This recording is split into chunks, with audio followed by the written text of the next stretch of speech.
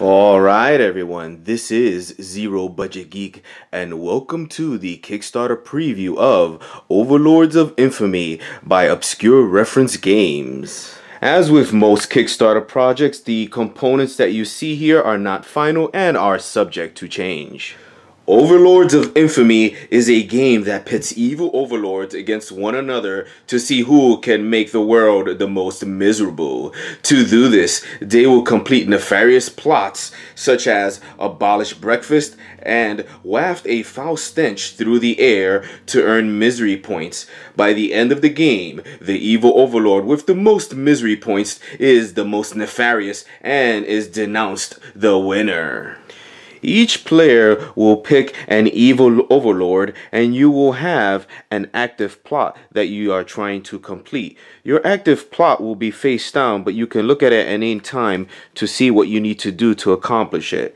In this particular case, we have abolish breakfast. It is worth 3 misery points, and these are the resources that you will need to collect in order to complete this plot. Sometimes there will be an aftermath, an after effect that will happen upon completing the plot. Once you complete a plot, it goes over to your completed plot section and you will be able to get new plots. You can only work on one plot at a time. Each evil overlord will have an affinity to one of the resources, which just means that he is better at getting that particular resource, and each overlord has a special ability that allows them to break the rules in certain ways. Here is the overworld of the game. Each player will have their own quadrant and they will be sending out lackeys in order to collect the necessary resources to complete the nefarious plots. After you select your overlord, you will select a quadrant of the board to be your own. Each overlord has their own matching starting tile, and the icon on the starting tile matches the one on the overlord's card, and you will take your starting tile and place it in the corner like so. Then you will get 3 of lackeys of your chosen color, and they will start in what is called your barracks. It's the one space on your starting tile that does not produce resources. Each player will be given 2 nefarious plots, and they can look at both of them and choose which one they wish to start the game with. So in this particular case, let's say I choose to abolish breakfast, so I will discard the other and put the one I chose as my active plot. Later in the game, you will be able to acquire more knavery plots in addition to stronger villainy and domination plots. They are harder to accomplish, but they have much more rewards. There is a world tension track. At the beginning of the game, you will set this to 0. Whenever the players take certain actions, this track will be moved up. At certain intervals, certain things will happen. This is also the timer of the game and will push the game towards its conclusion. The game comes with 55 hex map tiles. You will shuffle them up and place them face down near each player. Each player will put a marker of their color on the one spot on this infamy track. This infamy track determines what level of plot you can attempt to perform, as well as espionage actions that will be explained later. The game comes with a deck of 60 world event cards. These will be shuffled up and placed on the world event pile right here. And every time that the world tension meter reaches its highest point, which is 10, a new world event will be revealed and you will apply its effects. The game will end when a certain amount of world events are resolved. The number of world events depends on the number of players. The center of the game board is called the Kingdom of Good, the very center of which is the Adventuring Heroes headquarters. You will put the Adventuring Heroes meeple there at the beginning of the game. Throughout the game, this hero will be traveling around the land to screw up your plans. Around the hero are a number of hex tiles. These are tiles that contain powerful relics that you may be able to attack and acquire. At the beginning of your turn, there is a hero phase. This is when you will determine what the hero will be doing. Now, you will be skipping this phase at the beginning of the game, but then you will complete this phase on every turn afterwards. If during the last turn, the world tension meter has reached either the 3, 6, or 9, if it has reached those or passed it during the last turn, then you will get to roll the included 6-sided die that comes with the game, and you will get to move the hero the amount of spaces listed on the die. Now, it's important to note that the die only goes up to the number 4. So there is a single 4, a single 1, 2 2s, and 2 3s on this 6-sided die. If the hero is moved to an empty space, no player can send lackeys to that space, nor can they place map tiles on those spaces. If the adventuring hero is moved to a space containing a player's lackey, that lackey will be removed from the board and put back into that player's pool. In addition, the adventuring hero will return back to his headquarters, and he will take one resource from the land that he left from. So in this example, this produces water. He will take one water resource with him to that spot. When the adventuring hero returns to his headquarters, if there are 6 or more resources there, all of them will be discarded and removed from the board. After the hero phase of your turn, you will go into the action phase. You will get 3 actions that you can perform. One of the actions that you can take on your turn is called Exploit the Land.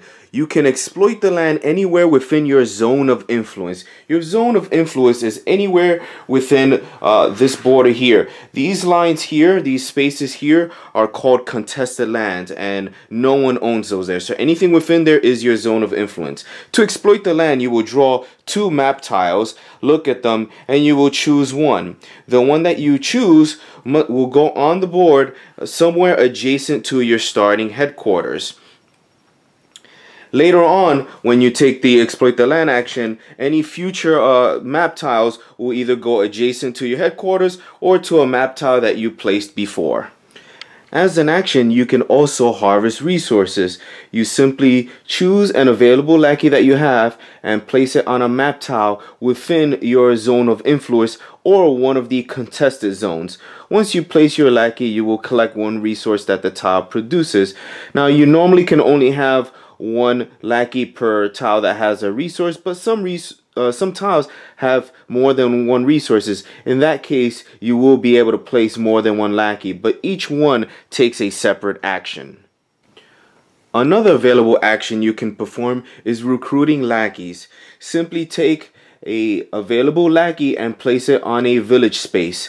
Once you do that, you'll be able to take an available lackey from your pool and add it to your starting home space, which is also called your barracks. Once lackeys have been assigned to collect resources or to recruit other lackeys, they may not be moved nor assigned to collect more resources until they've been recalled back to your barracks. So as an action, you can recall a lackey back to your barracks for 1 action point each. Now, if you have more than 3 lackeys out, you can choose to recall all lackeys, which will use all 3 of your action points for the turn, but then you can return all of your lackeys. So in this particular case, I would have, instead of spending 4 action points, I just spent 3 and got 4 lackeys back to my barracks. If during your turn you have collected enough resources to complete your plot, you can announce that you are completing your plot by discarding the available resources and revealing your plot. This does not cost an action. This is a free action. You will read the card. If there's any aftermath effects, you will apply them, and then you will move the card to your completed plot section, and then you will draw 2 new knavery level plots and then choose one and discard the other. If your infamy level is higher than knavery, so for instance here you can get villainy plots or even domination plots. During your turn, you can also choose to start from scratch. If for whatever reason you do not want to complete the current plot card, you can discard that plot card to get a new one. However, you will lose 1 level of infamy. And if your infamy level is at 1, then you cannot perform this action. This is a free action, but you can only perform it once per turn.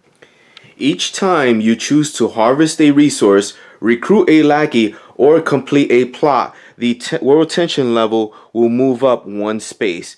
Remember, each time it hits or crosses the 3, 6, or 9, the adventuring hero will be able to move at the beginning of the next turn. Also remember, each time that the world tension marker reaches 10, a new world event will be resolved and then the marker will reset back to 0. The game ends after a certain amount of world events are resolved. After your action phase, you will have an espionage phase.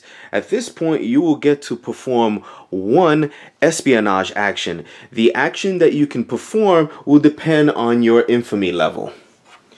You may only commit an act of espionage against an overlord if both of you have exploited the land adjacent to at least 1 contested zone map space that is along the shared border of your zone of influence. If your infamy is level 1, then you can do a level 1 espionage, which is called Glean Intel. You must have at least 1 lackey in your barracks. Do not discard this lackey due to this act of espionage. You may view the active nefarious plot of an overlord that you can legally target. You may neither show this plot to other players nor tell them what you saw. If your infamy is level 2, you can take one of your lackeys from your barracks and place it on a map tile of an opposing player. Once you place that lackey, you will gain 1 resource of that map type. Note that acts of espionage do not increase the world tension. At infamy level 3, you can choose to plunder resources. Discard a lackey from your barracks, then choose an opposing overlord and roll the die. On a 1, your steal resources action fails and nothing happens. On a 2, you may take a single basic resource from that overlord. On a 3, you may take 2 basic resources from that overlord. On a 4, you may take 2 basic resources, or you may instead take a relic from that overlord. At infamy level 4, you can sabotage. Discard 1 lackey from your barracks and place a sabotage token on an overlord's active nefarious plot. You may not place more than 2 sabotage tokens on any one nefarious plot. If an overlord completes a nefarious plot with a sabotage token on the card, they must first roll the die. If the number rolled is equal to or less than the number of sabotage tokens, the nefarious plot fails. At infamy level 5, you can assassinate. Place your lackey on an occupied space in an opposing overlord's map tile. The opposing overlord discards the lackey from that space. Take 1 of the corresponding resources from the supply. You do not have to perform the act of espionage equal to your infamy level. You can always do an act of espionage of a lower level. After you have used your 3 action points and your optional act of espionage, you are at the end of your turn. Now, in addition to all the normal things that you can do on your turn, there are a number of special actions that you can do. For instance, you can sweep for infiltrators during your action phase. For 1 action point, any enemy lackeys in your zone of influence, you can spend 1 action point and remove all of them. All these lackeys do not go to the opponent's barracks. Instead, they are removed from the board and go back to that player's pool. Another special action you can take is steal a relic. If you have exploited a land space next to the Kingdom of Good, you can perform this action. Simply take one of your lackeys and put it in any one of the spaces on the Kingdom of Good. Now, each space corresponds to a different relic, and you can put on any one that you want. Once you place it there, you will then go through the pile of relics cards and choose the matching one. Now, the relics do not do anything on their own, but they are required for certain nefarious plots that you want to do. Remember, each player can only have 1 relic at a time. Stealing a relic costs 2 action points, and it moves the world tension tracker by 2 spaces. Another special action you can do is raid the hero's treasure. If the hero is not in his headquarters and you have exploited the land adjacent to the Kingdom of Good, you can choose to discard a lackey from your barracks to steal all of the resources in the hero's headquarters. Doing this requires 2 action points, and it will move the world tension tracker by 3 spaces. The players will continue to take their turns in this manner. Once the final world event card has been flipped over, resolve its effects and finish the current turn as normal. All overlords will have one final turn each to play as normal. You will still move the world event tracker, but do not draw any more world events. After the last player has taken his final turn, the game is over. You then add up your misery points gained from completed Nefarious Plots, then add the following. 1 point for each lackey that you have on the map or in the barracks, not in the lackey pool. Half a point for each resource you currently have, and 2 points for any relic. Whoever has the most misery points wins the game. Because they are so cool, let's take a look at the different overlords in this game. You've already seen Lord Aether, and his ability is Transmogrify. Once per turn, Lord Aether may trade 2 of this resource for any 1 basic resource. This does not cost an action point. We also have Frau Lumberwolf, who has an affinity for wood.